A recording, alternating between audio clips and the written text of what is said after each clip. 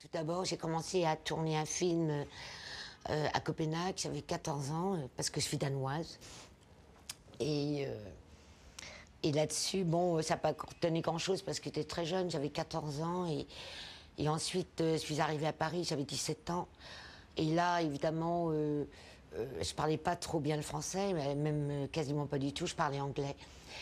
Et donc j'ai eu de la chance de faire des photos pour gagner ma vie parce que j'étais pas riche, j'avais pas d'argent de ma famille. Et donc j'ai eu cette chance de faire des photos et des films publicitaires. Et c'est là-dedans que Jean-Luc Godard m'a vu. Moi je ne savais pas qui c'était et puis donc il préparait à l'époque À bout de souffle avec Dean Seberg et Belmondo. Il m'a proposé de faire un petit rôle. Et un rôle où il fallait se déshabiller. Et quand je l'ai vu, j'ai dit non, monsieur, moi je ne me déshabille pas et je suis partie. Alors là-dessus, il m'a dit, mais mademoiselle, je vous ai vu tout de même dans un bain de mousse où vous étiez nue. J'ai dit, mais non, ça c'est dans votre imagination que j'étais nue parce que moi, j'avais de la mousse jusqu'au cou. On voyait juste une petite main qui était passée, et un petit pied, mais c'est tout. En dessous, j'avais un maillot de bain, quasiment un manteau de fourrure, parce que j'étais très très timide. Et donc, je n'ai pas fait ce petit rôle dans À bout de souffle. Je dis bien un petit rôle. Et là-dessus, 3 mois plus tard, je reçois un télégramme qui me dit, mademoiselle, cette fois-ci, c'est peut-être pour le rôle principal, signé Jean-Luc Godard.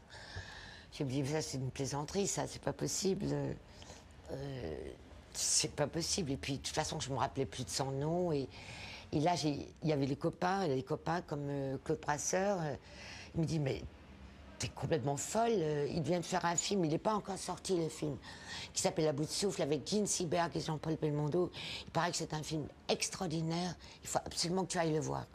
Donc, je retourne le voir. Et là, je le reconnais parce qu'avec ses lunettes noires on ne pouvait pas le rater parce que personne ne portait des lunettes comme ça à l'époque. Sauf pour le soleil, bien sûr, des lunettes de soleil, mais pas des lunettes teintées comme ça. Et donc je le reconnais immédiatement, et puis lui aussi certainement, puisqu'il m'avait envoyé le télégramme.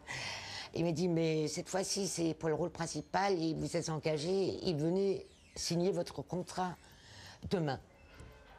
J'ai dit, mais je peux pas. D'abord je lui ai dit, mais c'est quoi ce film? Il me dit, c'est un film politique. J'ai dit, il y a un film politique, je fais, mais vous êtes fous, quoi. Moi, je ne pourrais jamais tenir un discours politique, c'est pas possible. Il me dit, il n'y a qu'à faire ce qu'on vous dit de faire. J'ai dit, d'accord, mais quand même. Et puis, il me dit, mais vous signez demain, et puis c'est bon. J'ai dit, mais je suis mineure, je ne peux pas signer. Il dit, mais venez avec votre maman, ou avec votre papa. J'ai dit, ouais, j'ai pas de père, mais ma mère, elle est à Copenhague. Je dis, oh là là là là là là, il me fait.